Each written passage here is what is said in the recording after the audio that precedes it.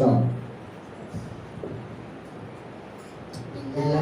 ప్రభువునందు మీ తల్లిదండ్రులకు విధేయులై ఇది ధర్మమే.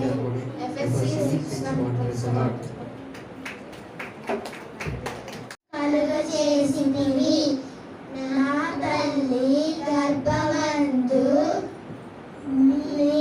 నన్ను నిర్మించిన వాడవు నీవే.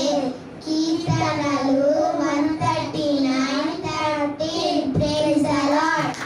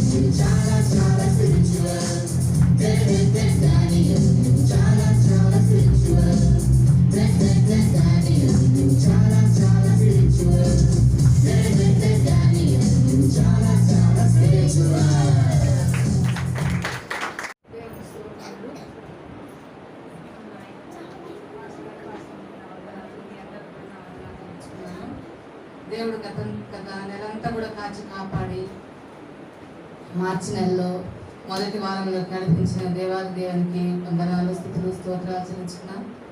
కుటుంబంలో ప్రతి అవసరత అక్కలు తీర్చి మంచి ఆరోగ్యాలు ఇచ్చి కాచి కాపాడిన దేవుడికి మరొకసారి వందనాలు చెల్లించుకున్నాను. ఈ మధ్య మరి నాకు పన్ను కొంచెం ఇబ్బందిగా ఉండింది. ఇటువైపు 2 పళ్ళు తీసేయాల్సి వచ్చింది. దాంట్లో కూడా దేవుడు తోడుగా ఉండి అవి తీసేసినప్పుడు ఎలాంటి వాపు ఇబ్బంది ఏమి లేకుండా చేసాడు దేవుడు. అందుని బట్టి దేవునికి వందనాలు, స్తోత్రాలు.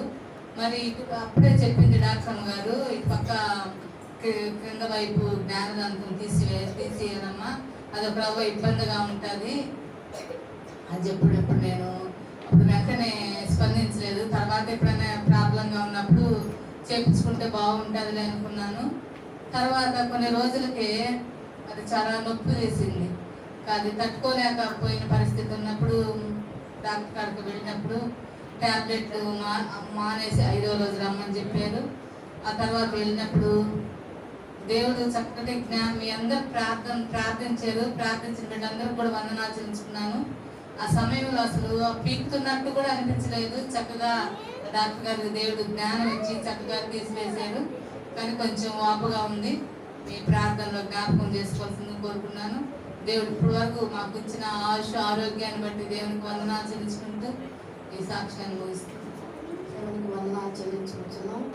సమయం ఇచ్చిన పాస్టర్ గారికి, పంచడానికి వందనాలు. మీకు అందరికీ నా వందనాలు చెల్లించుకుంటాను. దేవుడు నా పట్ల ఎన్నో గొప్ప కార్యాలు చేసేవాడు.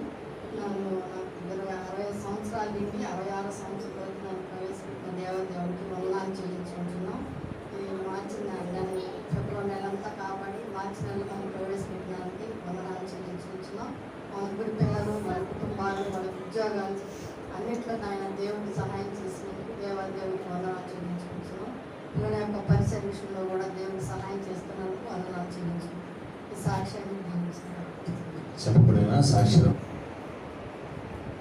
మీరు ఎప్పుడైనా మరి రుచి చూడనటువంటి వంటకాన్ని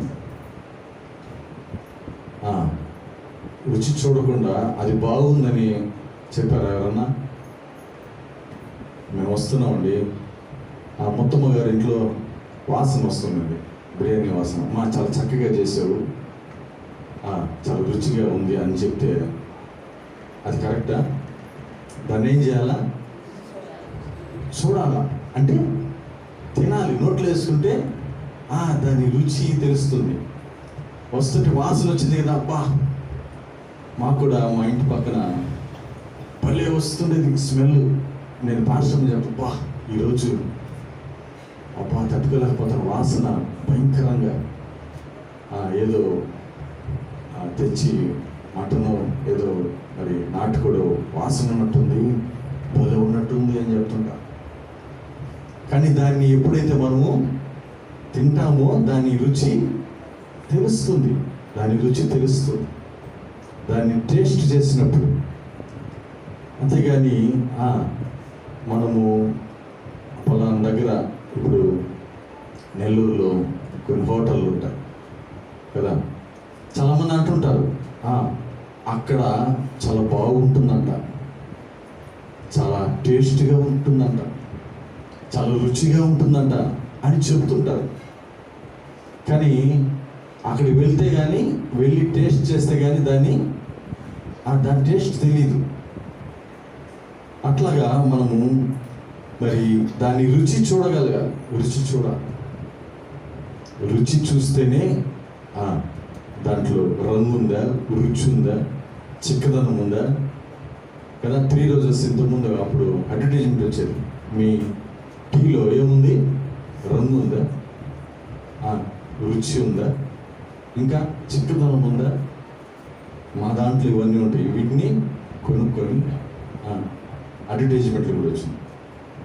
ప్రియ దేవుని బిడ్డలారా, రుచి చూచినటువంటి వ్యక్తి దాని గురించి చెప్పగలరు, రుచి టేస్ట్ చేసినటువంటి వాడు. మరి ఒక దైవజనుడు నక్సలైట్ ఏరియాలో వెళ్ళి మరి సువార్తను ప్రకటిస్తూ ఉన్నాడు. సువార్తను ప్రకటిస్తున్న ఆ సమయంలో కొంతమంది తిరుగుబాటు నక్సలైట్లు వచ్చి మీరు ఇక్కడ పెట్టడానికి లేదని గొడవ చేస్తూ ఉన్నారు. మరి ఆ దైవజనుడు అక్కడ సువార్త ప్రకటిస్తున్న ఆ సమయంలో అది కోతకాలపు పండుగ. అక్కడ వారంతా వారి యొక్క పంటలు పండించి ఆ పంటలో వచ్చినటువంటి కొన్ని పండ్లు వాటిని తీసుకొని ఆ సేవకుని ముందు పెట్టి ఉన్నారు. అవి సేవకునికి సమర్పించుకున్నారు, దేవుని సమర్పించుకున్నారు. మరి ఆ మీటింగ్ జరుగుతున్న సమయంలో ఆ తిరుగుబాటు చేసేటటువంటి నక్సలైట్లు వచ్చి మీరు పెట్టడానికి లేదు, మీరు మాట్లాడటానికి వీలు లేదు,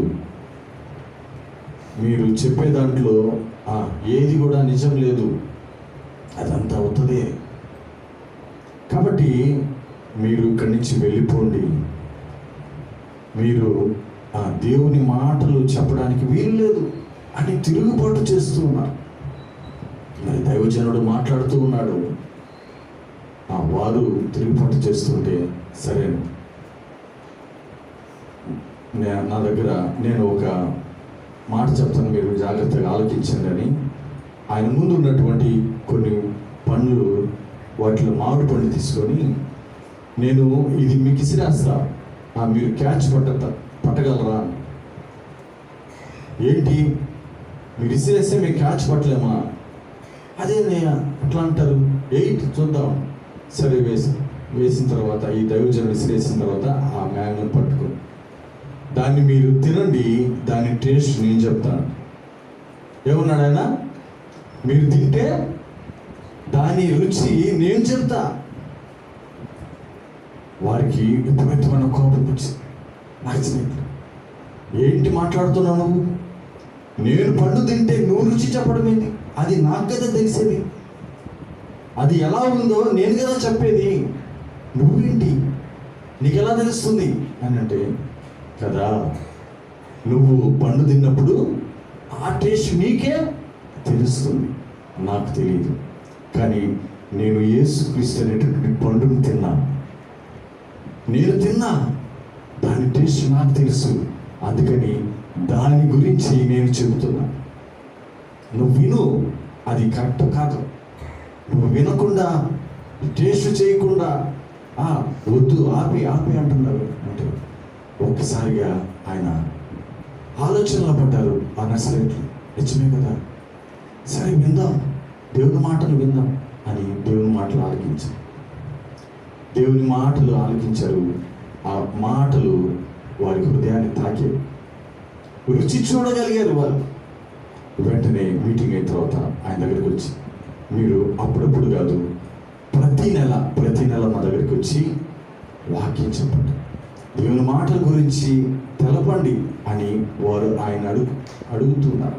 చూడండి ప్రియ దేవుని బిడ్డ, దేవుని గురించి తెలుసుకున్నటువంటి వ్యక్తి, దేవుణ్ణి రుచి చూసినటువంటి వ్యక్తి, వారే దాని టేస్ట్ తెలుస్తుంది. దేవుని ఎరిగినటువంటి బిడ్డలు. ప్రియ దేవుని బిడ్డరా, మనము చదవబడినటువంటి వాక్య భాగంలో చూస్తే, యెహోవా ఉత్తముడని రుచి చూచి తెలుసుకునడి. ఈ మాట మరి దావీదు అక్కడ పైన ఉంటే 34వ చరణం పైన ఉంటుంది. దావీదు అబీమెలెకు ఎదుట వెర్రి వాని వలె ప్రవర్తించి అతని చేత తోలివేయబడిన తరువాత రచించినటువంటి కీర్తన. తోలివేయబడిన తరువాత రచించబడినటువంటి కీర్తన ఇది. అంటే ఇది సమూయేలు మొదటి గ్రంథము 21వ అధ్యాయము 10 నుంచి మనము చూడగలం. అక్కడ జరిగినటువంటి ఆ సందర్భాన్ని ఇక్కడ రాస్తూ ఉన్నాడు దావీదు. మరి అక్కడ గాతు అనేటటువంటి ప్రాంతం ఫిలిష్తీన్లో, మరి వాళ్ళలో 5వ ముఖ్యమైనటువంటి పట్టణం అది. ఆకీషు దగ్గరికి మరి ఆ దావీదు వెళ్ళడం జరుగుతుంది. ఆ రాజు దగ్గరికి వెళ్ళినప్పుడు, అంటే సౌలు చేత తరమబడుతూ ఉన్నప్పుడు, సౌలు చేత మరి అతన్ని చంపాలి, దావీదుని హతమార్చాలి అని ఆయన తరుముతూ ఉన్నప్పుడు, అతన్ని తప్పించుకోవడానికి పారిపోతూ ఉన్నాడు దావీదు. ఒక్కొక్క ప్రాంతం, ఒక్కొక్క దగ్గర, అరణ్యంలో, కొండల్లో అక్కడ పారిపోతూ ఉన్నాడు. ఆ సమయంలో ఆ ఫిలిష్తీయులు అంటే గాతు, ఈ దావీదు ఎవరినైతే చంపాడో, గొల్లియాతుని చంపాడు కదా, ఆ గొల్లియాతు ఆ ప్రాంతం, ఆ ఊరికి చెందినటువంటి గాతు, ఆ యొక్క పట్టణానికి ఈయన పారిపోతూ ఉన్నాడు. అక్కడ మరి చూడండి, మొదటి సమూయేలు గ్రంథము 21వ అధ్యాయము 10వ వచనం. అంతటా దావీదు సౌలును భయపడినందున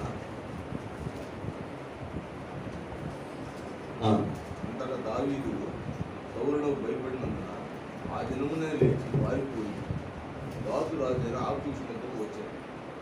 సౌలుకు భయపడినందున ఆ దినమున లేచి పారిపోయి గాతు రాజైన ఆకీషు వద్దకు వచ్చాను. పారిపోతున్నాడు, ఆయన తరుపుతూ ఉన్నాడు. ఈయన పారిపోతూ వెనక చూస్తే ఆయన ముందు ఎటు పోలేనటువంటి పరిస్థితి. ముందు నువ్వు వెనక గోయిటైపోయింది, ఎటు పోలేని పరిస్థితి. అందుకని ఇంకా ఆ ఫిలిష్తీయులటువంటి ఆ ప్రాంతంలో 5 పట్టణాలు ఒకటైనటువంటి గాతు ప్రాంతానికి వెళ్ళిపోయాడు. వారి చేత పట్టబడి ఆ యొక్క ఆకీషు రాజు యొక్క సేవకులు ఆయన్ని పట్టుకొని రాజు దగ్గరికి తీసుకొచ్చారు. రాజు దగ్గరికి తీసుకొని వచ్చి ఆ రాజుకి చెబుతూ ఉన్నారు. ఆకీషు సేవకులు, చూడు, ఈ దావీదు ఆ దేశపు రాజు కాడా? ఏ దేశపు? ఇశ్రాయేలు రాజు కాదా? వారు నాట్యమాడుచు ప్రతిగానములు చేయుచు సౌలు 1000 కొలది హతము చేసిననియు దావీదు 10,000 కొలది హతము చేసిననియు పాడిన పాటలు ఇతను గూర్చివే కదా అని ఆకీషు రాజు చెబుతూ ఉన్నారు. అయ్యా, ఈయన సామాన్యమైనటువంటి వ్యక్తి కాదు. మన ఫిలిష్తీన్లో ఒక అతన్ని చంపినటువంటి. అప్పుడు వారు పండుగ చేసుకున్నారు, పాటలు పాడారు, ఎంజాయ్ చేసినారు. సౌలుకి 1000 కొలది, దావీదుకు 10,000 కొలది, 10,000 నాట్యం చేస్తూ వారు 1000 కొలదిగా పాటలు పాడుతూ చాలా ఎంజాయ్ చేస్తూ ఉన్నారు. ఆ వ్యక్తి ఇతను అని చెప్పినప్పుడు దావీదంట వెంటనే ఒక వెర్రివాణి లాగా, పిచ్చి పట్టి ఉన్నలాగా. పిచ్చి పట్టిన వాళ్ళు ఎలా ఉంటారండి? ఎలా ఉంటారమ్మా పిచ్చి పట్టిన వాళ్ళు? ఎప్పుడు చూడలేదా? వారు ఎలా ఉంటారు? ఒంటి మీద బట్టలు సరిగా ఉండవు. వారు అసలుకి చూడడానికి కారంగా ఉంటారు. వారు చేసే పనులు పిచ్చి పిచ్చిగా ఉంటాయి. ఈ దావీదంట గోడ మీదకి వెళ్ళి గీతలు గీస్తూ, రాతలు గీస్తూ ఉన్నాడంట. ఉమ్ము సిరేస్తూ ఉన్నాడంట, ఊసుకుంటూ మొహం మీద. ఆ ఎంగిలి ఈ గడ్డం దాకా కారుతూ వెర్రివాని వాళ్ళు. ఆయన ఎటువంటి వాడు? దావీదు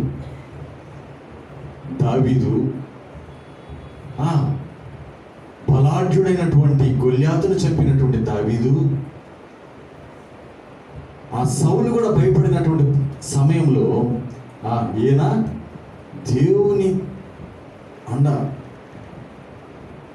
దేవుని బలం పొందుకొని ఏం చేశాడు? శత్రువు అయినటువంటి ఆ గొల్యాతును చంపినటువంటి వ్యక్తి ఇప్పుడు ఏమైపోయాడు? పిచ్చివానిలాగా నటిస్తున్నాడు. ఎందుకంటే అక్కడ భయపడుతున్నాడు, కానీ అక్కడ తప్పించుకోవాలి.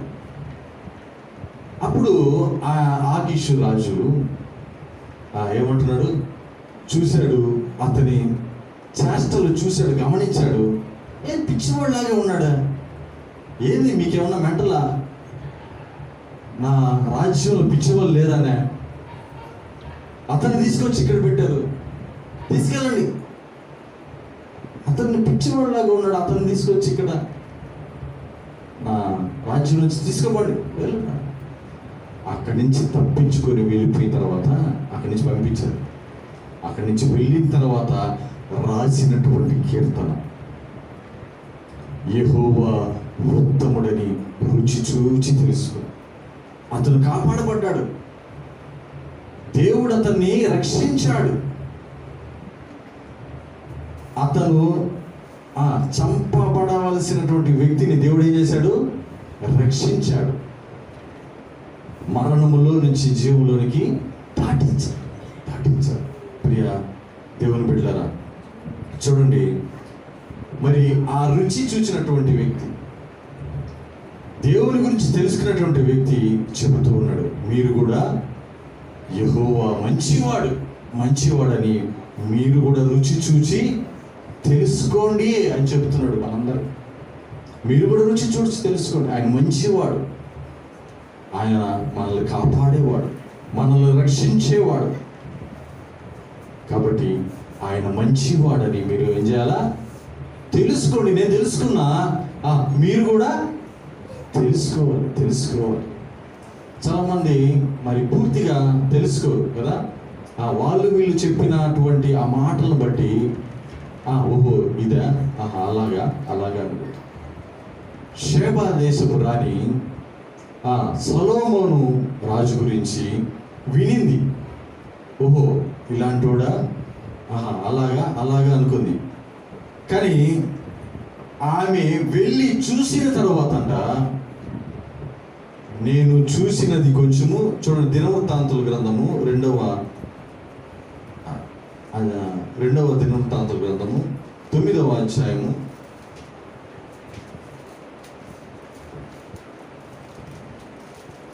3వ వచనం నుంచి మనం చూస్తే, షేబా దేశపు రాణి సొలొమోను కలిగిన జ్ఞానమును, అతడు కట్టించిన నగరును, అతని బల్ల మీది భోజన పదార్థములను, అతని సేవకులు కూర్చున్నట్టును, అతని విపచారులు కనిపెట్టుటను, వారి వస్త్రములను, అతనికి గిన్నెలు అందించే వారిని అవన్నీ చూసి ఆమె విస్మయం ఉంది.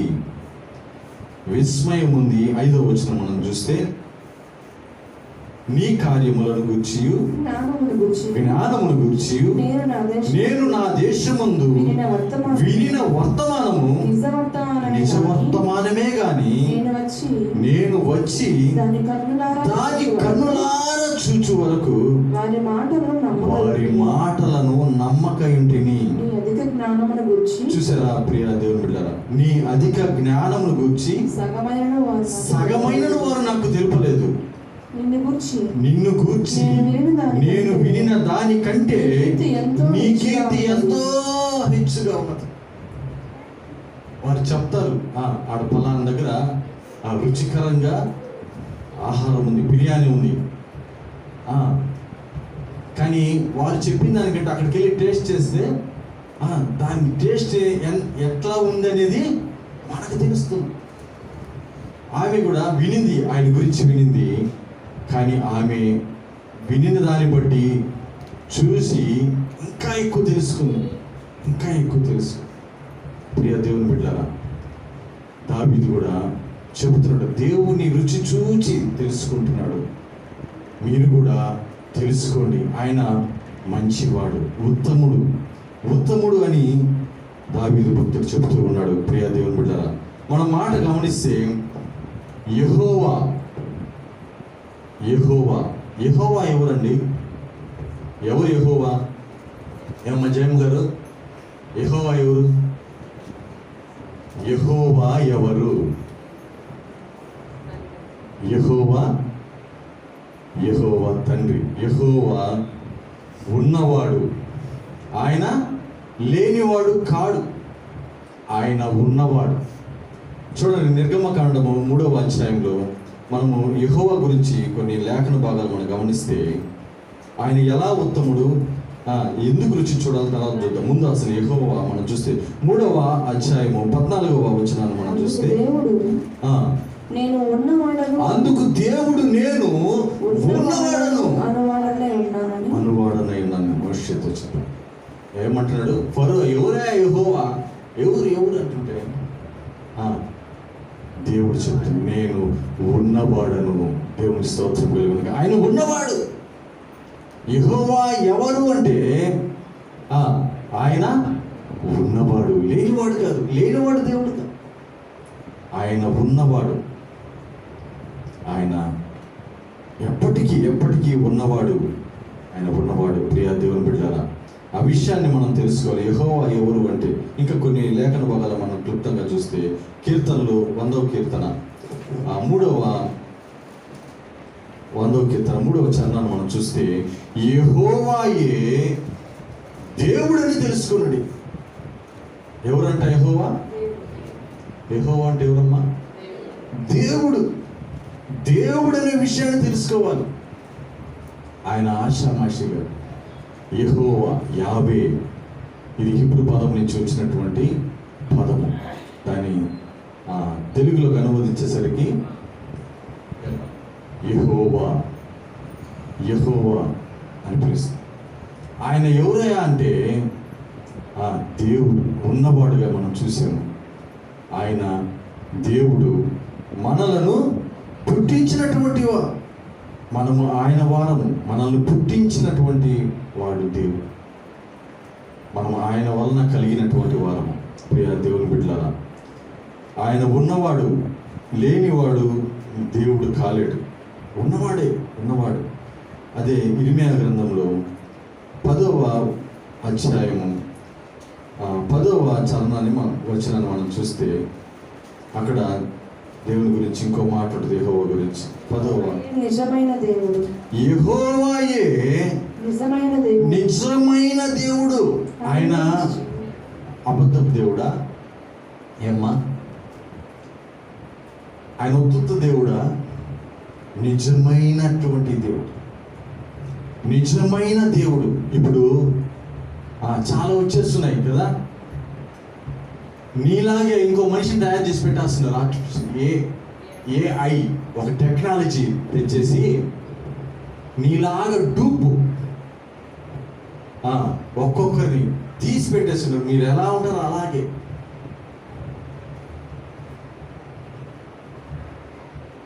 అబద్ధం అంటే డూపుగా నీలాగే ఇంకొన్ని చేసి పెట్టేస్తాం. కానీ ఆయన నిజమైనటువంటి దేవుడు. ఆ విషయాన్ని మనం తెలుసుకోవాలి. యెహోవా ఎవరు అంటే ఆయన ఉన్నవాడు, ఆయన మనల్ని పుట్టించినటువంటి వాడు, ఆయన నిజమైనటువంటి దేవుడు, నిజమైనటువంటి దేవుడు. ఇంకా మనం అక్కడ చూస్తే అక్కడే 10వ వచనంలో ఆయనే జీవము కలిగినటువంటి దేవుడు, జీవము కలిగినటువంటి దేవుడు. ఆయన సదాకాలము రాజు, ఆయనే రాజు, సదాకాలం ఆయనే రాజు. ప్రియ దేవుని బిడ్డలారా, అదే 10వ అధ్యాయం 6వ వచనంలో మనం చూస్తే యెహోవా నిన్ను పోలిన వాడు ఎవడూ లేడు, నీవు మహాత్యం గలవాడవు. ఆయన పోలిన వారు ఎవరంట? ఎవరు లేరంట. ఆయనలాగా డూప్ షాట్లు పెట్టుకుని యెహోవా జీవము కలిగినటువంటి వాడు. యెహోవా నీలాంటి వాళ్ళు ఎవ్వరు లేరయ్యా, ఎవ్వరు లేరు. నువ్వు ఒక్కడవే ఉన్నవాడవు, నిజమైనటువంటి దేవుడు, నిజమైన దేవుడు, జీవము కలిగినటువంటి దేవుడు, దేవుడుగా కొలవబడుతున్నటువంటి దేవుడు. ఆయన గురించి మనము అనేక విషయాలు మనం గమనించాం.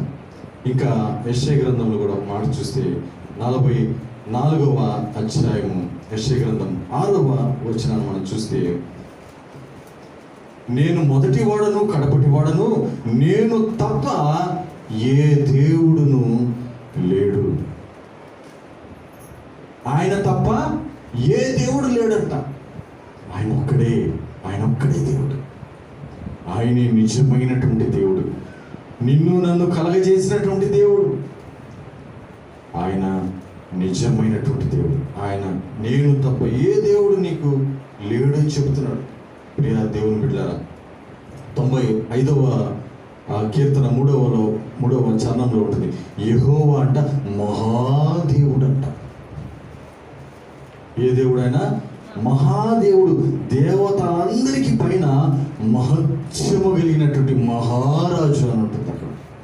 ఎందుకంటే ఆయన మహాదేవుడు.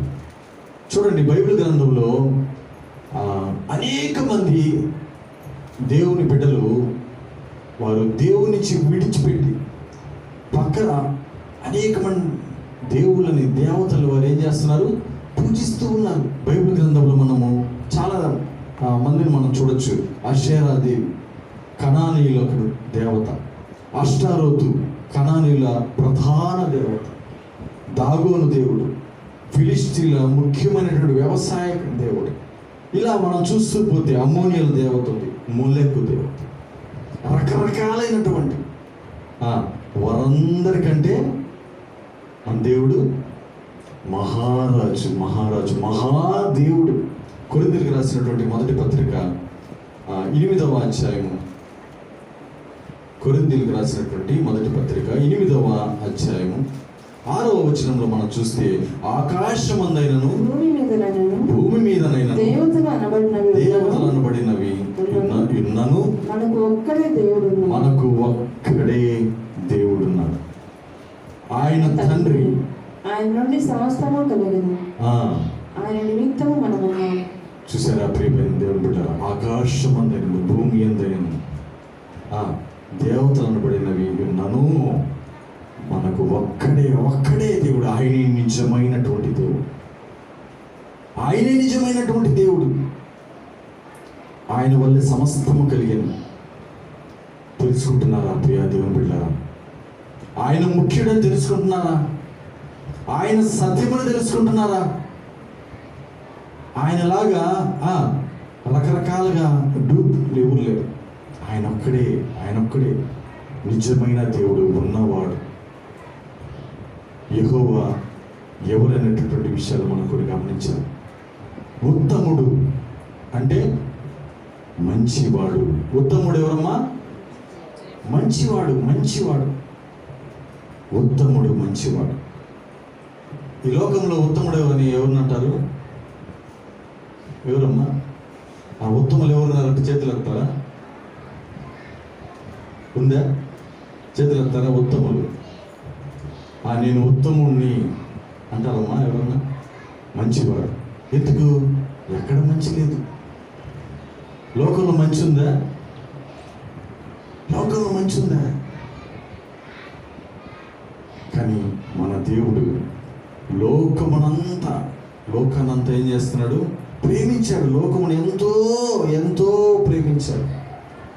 లోకము ఎలా ఉన్నప్పటికీ ఆయన మంచివాడు కనుక లోకాన్నే ప్రేమించాడు, ఎంతో ప్రేమించాడు. ప్రియ దేవుని బిడ్డలారా, మనము ఆదికాండం 6వ అధ్యాయం 5లో మనం చూస్తే, నరుల చెడుతనము భూమి మీద గొప్పదనియు వారి హృదయం యొక్క తలంపులలోని ఊహ అంతయు ఎల్లప్పుడూ కేవలము చెడ్డదనియు యెహోవా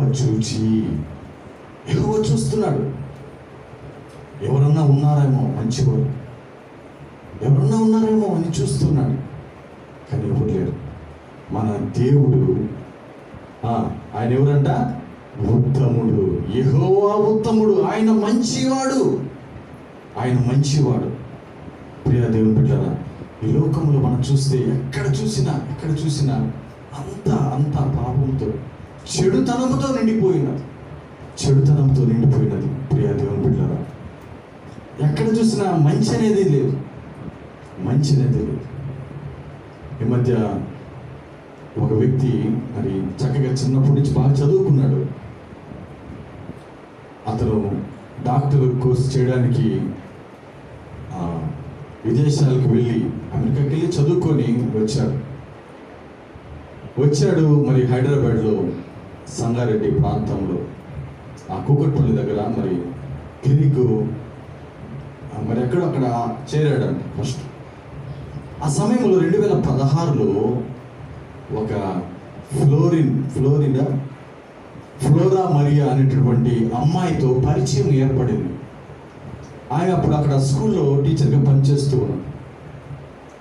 వారు ఒకరినొకరు ఇష్టపడ్డారు.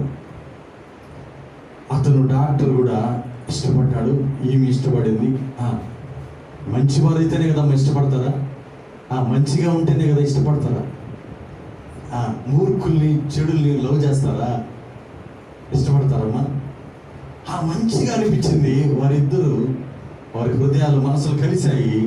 2016లో ప్రేమ వివాహం చేసుకున్నాం. అంత బాగుంది. ఆమెకు పిల్లలు కలగల. ఆమెకు డాక్టర్లు మరి అక్కడ ఆయన చూపిస్తే థైరాయిడ్ ఉందంట. థైరాయిడ్ ఉంది కనుక నువ్వు ట్రీట్మెంట్ తీసుకోవాలి, నువ్వు కొంచెం తగ్గాలి, కొంచెం బాడీ ఉన్నా మరి నువ్వేం చేయాలంటే జిమ్కి వెళ్తే అక్కడ వారు నిన్ను అనేకమైనటువంటి పరికరాలు ఉంటాయి, వాటి ద్వారా నువ్వేం చేయొచ్చు, ఎక్సర్సైజ్ చేస్తే థైరాయిడ్ తగ్గుతుంది అని సలహా ఇచ్చారు డాక్టర్. జిమ్కి వెళ్ళింది, వాళ్ళ ఆయనకి చెప్పింది, జిమ్లో చేర్పించాడు. జిమ్లో ట్రైనింగ్ అవుతూ ఉంది. వాళ్ళ ఆయన మీద ఉన్నటువంటి మంచి చిన్నగా పోతూ ఉంది. ఆ జిమ్లో నేర్పిస్తున్నటువంటి ఆ ట్రైనర్ మీద ఈమె చూపు పడింది. ఆయన వీరిరూరు ఇప్పుడు ఏమైపోయారు, వీరిరూరు క్లోజ్ అయిపోయారు. ఇప్పుడు ఆ డాక్టర్ పక్కన పెట్టేసి, ఆ డాక్టర్ తెలిసిన విషయం హెచ్చరించాడు, నువ్వు చేస్తున్నది మంచిది కాదు, నువ్వు ఆ వ్యక్తితో మాట్లాడకూడదు, ఆ వ్యక్తితో వీడియో కాల్ చేయడం అంట, మాట్లాడడం అంట, అతను ఈయన లేని సమయంలో ఇంటికి రావడం అంట. అక్రమ సంబంధం.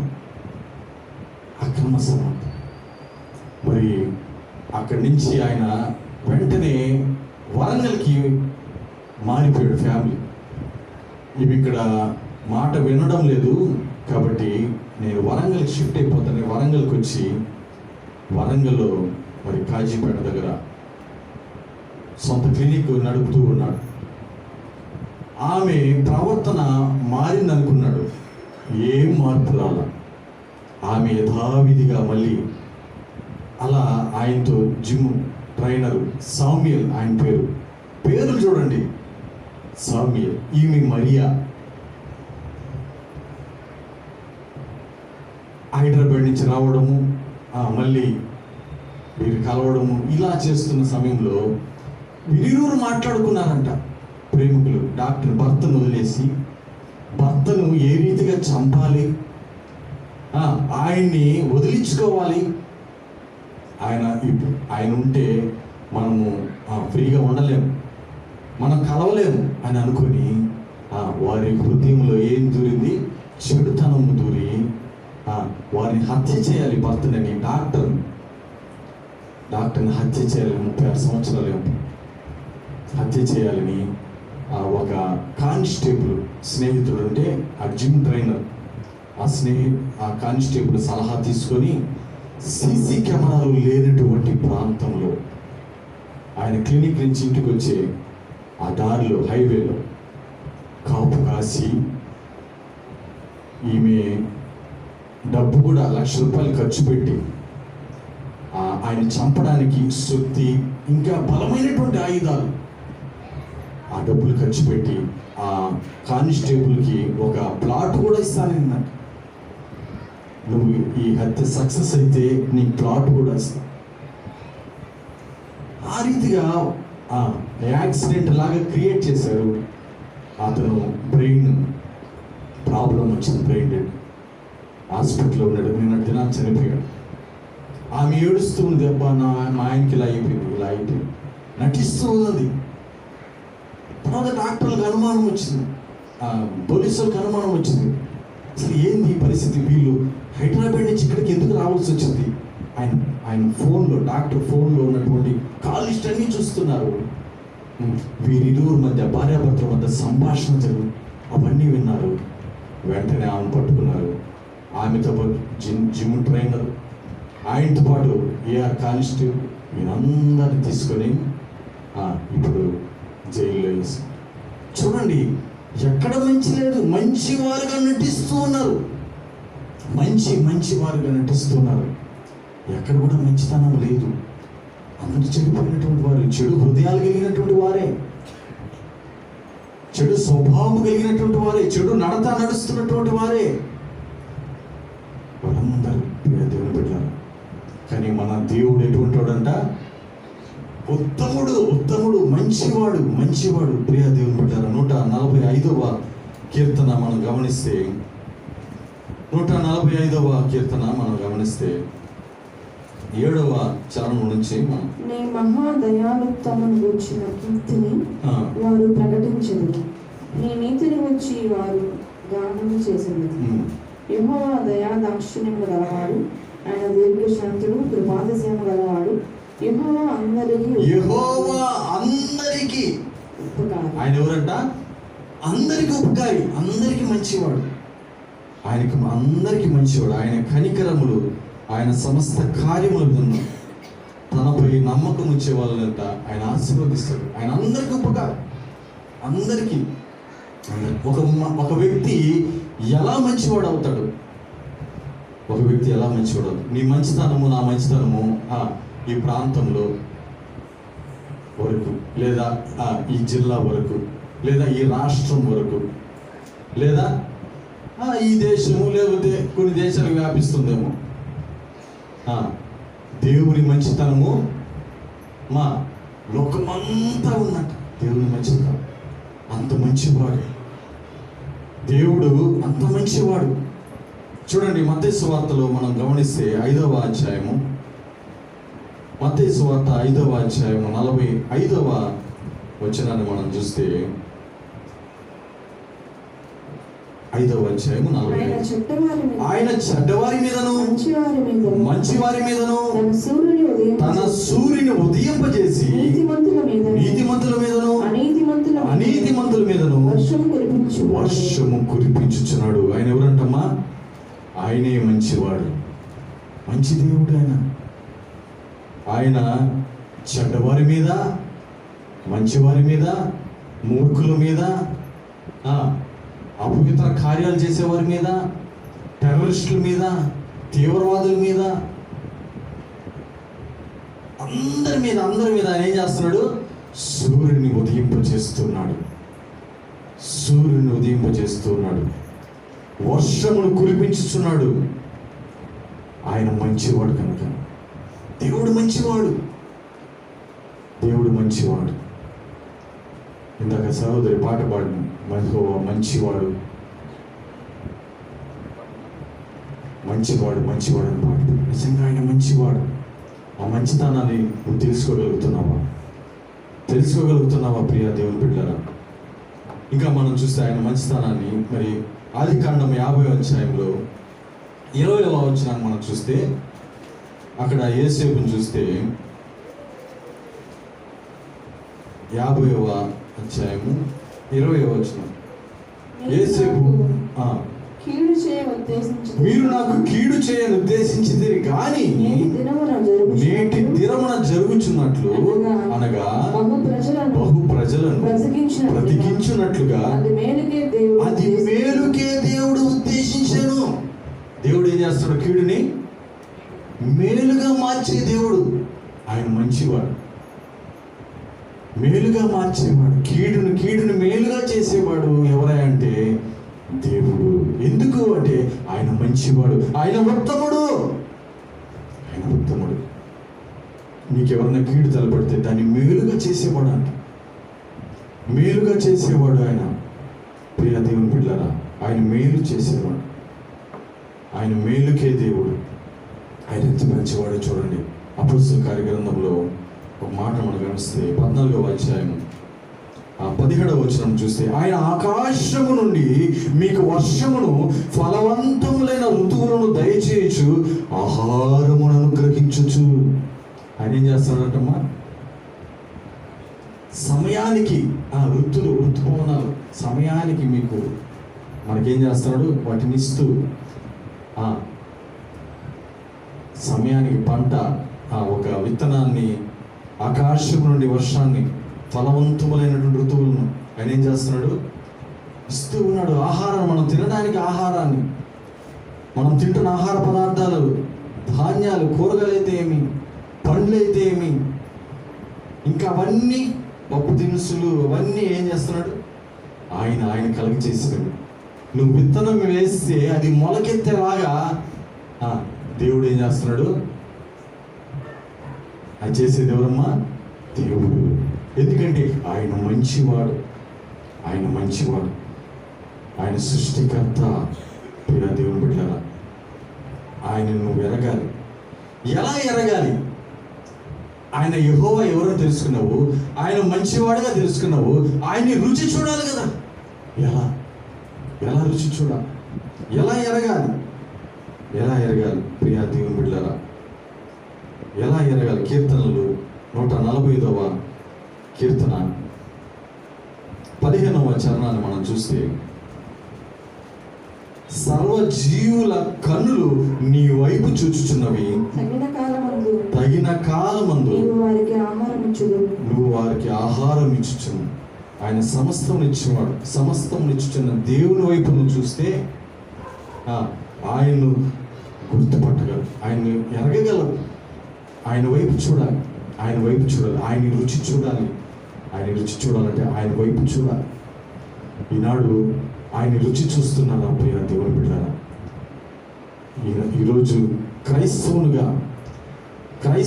దేవుని మందిరానికి వెళ్ళాలని వస్తూ పోతున్నావు. అంతవరకే దేవుని ఏదో ఆరాధిస్తున్నావు, పాటలు పాడుతున్నావు, వాయిద్యాలు వాయిస్తున్నావు, ప్రార్థన చేస్తున్నావు, దేవుని వాక్యాన్ని వింటున్నావు. మళ్ళీ నీ పాత జీవితాన్ని నువ్వు సరిగా రుచి చూడలేకపోతున్నావు. దేవుని సరిగా రుచి చూస్తే ఆయన ఏం చేస్తాడంట? నిన్ను ఎరగుతాడు, నీతో సహవాసం చేస్తాడు. ఆయన నీతో సహవాసం చేసినప్పుడు నీ హృదయం ఆయనతో ఉంటుంది. ఇప్పుడు ఆయనతో ఉంటుంది. ఆయన రుచి చూసే అనుభవంలోకి మనం రావాలి. ఆయన రుచి చూడగలగా. ప్రియా దేవుని బిడ్డలారా, ఆయన రుచి చూస్తున్నారా? 119వ కీర్తన 103వ చరణంలో ఒక మాటను మనం గమనిస్తే, 119 నీ వాక్యములు నా జిహ్వకు ఎంతో మధురములు, అవి నా నోటికి తేనె కంటే తీపిగా ఉన్నాయంట. ఆయన మాటలు ఆయన మాటలు ఆయన రుచిగా ఉండడం లేదు. ఎలా తెలుసుకోవాలంటే ఆయన చెప్పబడుతున్నటువంటి లేఖన భాగాల్ని నువ్వేం చేయాలా? తెలుసుకోవాలి. వాక్యాన్ని చదవాలి, వాక్యాన్ని చదవాలి, వాక్యాన్ని తెలుసుకోవాలి, వాక్యాన్ని వినాలి, ఆయన్ని రుచి చూడాలి, ఆయన్ని నువ్వు స్వీకరించాలి. ప్రియా దేవుని బిడ్డలారా, నువ్వు రుచి చూసినప్పుడే కదా దాని మాధుర్యం నీకు తెలిసేది. నువ్వు రుచి చూడకుండా ఏదో వస్తున్నాము, మా తాతలు క్రైస్తవులు, మా నాన్నలు వాళ్ళు, మా పితరులు క్రైస్తవులు, నేను క్రైస్తవుని, నేను బాప్తిసం తీసుకున్నా, నేను మందిరానికి వస్తున్నా, నేను ప్రభు బలలో పాల్గొంటున్నా, ప్రభు శరీరాన్ని ప్రభు రక్తాన్ని నేను తీసుకుంటున్నా, ఓకే నాకు అయిపోయింది అనుకుంటున్నానేమో. రుచి చూడాలి, రుచి చూడాలి. రుచి చూచే అనుభవంలో నువ్వు ఉండాలి. రుచి చూచే అనుభవంలో నువ్వు ఉండాలి. మనం చూస్తే యాకోబుని మనం గమనిస్తే, మరి యాకోబు 31వ అధ్యాయం 42 ఆయన చెబుతున్నాడు. యాకోబు చాలా కాలం మరి దేవుని తెలుసుకొని కూడా తల్లిదండ్రుల నుండి వచ్చినటువంటి విశ్వాసంతో ఆయన బ్రతుకుతూ ఉన్నాడు. ఆయన స్వతహాగా నా దేవుడు అని చెప్పడంలా అబ్రహాము దేవుడు, ఇస్సాకు దేవుడు అని చెబుతున్నాడు. ఎందుకంటే ఆయన ఇంకా రుచి చూడాల. ప్రియ దేవుని బిడ్డారా, 33వ అధ్యాయం వచ్చేసరికి ఆయన వ్యక్తిగతంగా దేవుని రుచి చూశాడు. ఆ తర్వాత నా దేవుడు ఇశ్రాయేలు దేవుడు అని చెబుతున్నాడు. రుచి చూసే అనుభవం రావాలి. ఈనాడు క్రైస్తవుడిగా ఏమి రుచి చూస్తున్నావు? ఈ లోకంలో ఉన్నటువంటి చెడుతనాన్ని రుచి చూస్తున్నారా? పాపాన్ని రుచి చూస్తున్నారా? అపవిత్రమైనటువంటి మాటలు నీ పెదాల గురించి చూస్తున్నారు, వాటిని రుచి చూస్తున్నారా? వ్యభిచారం రుచి చూస్తున్నారు కొంతమంది అన్యాయపు క్రియలు, పాపపు క్రియలు, వాటిని రుచి చూస్తున్నారు. కానీ దేవుని రుచి చూడడంలా. దేవుని రుచి చూడు. దేవుని రుచి చూడనటువంటి ప్రజలు ఎలా ఉంటారంటే పై పెదాలతో ఆరాధిస్తారు. అటువంటి ఆరాధన ఆయన సన్నిధికి చేరదు. అది వ్యర్థమే. నువ్వు దేవుని సన్నిధానానికి వచ్చిన, ప్రభు బల్లో పాల్గొంపులు పొందిన, కానుకలు వేసిన వ్యర్థమే. నువ్వు సంపూర్తిగా ఆయనతో హృదయపూర్వకంగా నువ్వేం చేయాలా? హృదయపూర్వకంగా దేవుని కలిగి ఉండాలి. దేవుని సహవాసాన్ని కలిగి ఉండాలి. దేవుని రుచి చూచే బిడ్డలు దేవుని సన్నిధానికి ముందుగా ఉంటారు. దేవుని రుచి చూచే బిడ్డలు దేవుని మందిరంలో జరుగుతున్నటువంటి ప్రతి సహవాసానికి ఏమవుతారు? ప్రతి సహవాసంలో పాల్పొంపులు పొందుతారు. దేవుని రుచి చూచే బిడ్డలు దేవుని సహవాసంతో కలిసి ఉంటారు. సహవాసంతో కలిసి ప్రార్థనలో ఉంటారు. ప్రియా దేవుని బిడ్డలారా, నువ్వు రుచి చూచగలుగుతున్నావా?